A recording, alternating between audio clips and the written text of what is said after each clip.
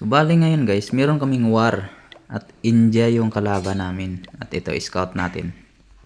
Number 1 nila. At yun na nga guys, nakabuo na ako ng plano. Balik tayo at attack.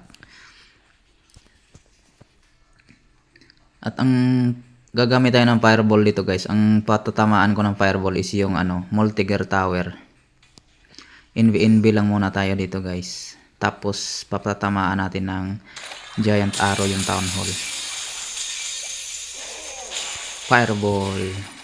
Okay, nice. Doon naman tumama. Tapos tatlong earthquake. Tapos giant arrow. Para matanggal yung town hall. Yun lang.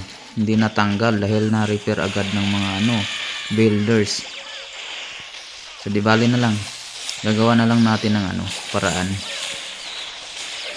Total nakuha naman na yung ng fireball malalakas na defense. At ito na, ibinaba ko na yung mga Road Riders, Valkyrie, Switch Barracks dito sa gilid. Aalagaan na lang natin sila ng freeze yung muna yung town hall para hindi makapanakit. Pinagsama-sama ko na nga dito guys yung Barbarian King, Queen, tapos yung Archer dito ko, RC dito ko binaba sa bandang taas.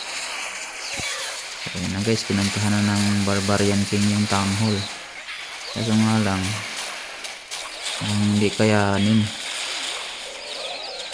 Ayun, namamatay na nga si Vicky.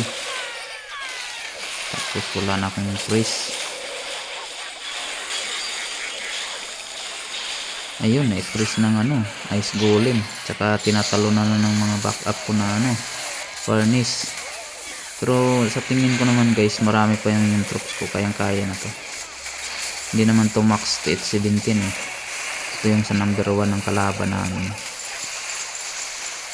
Taga India pala yung namin guys, yung kalaban.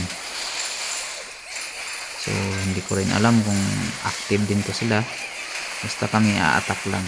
At meron na pala kaming inaalagaan na 12 win streak guys. Kakagaling lang namin sa tabla. So ayan na guys, 3 star na. Salamat sa panonood.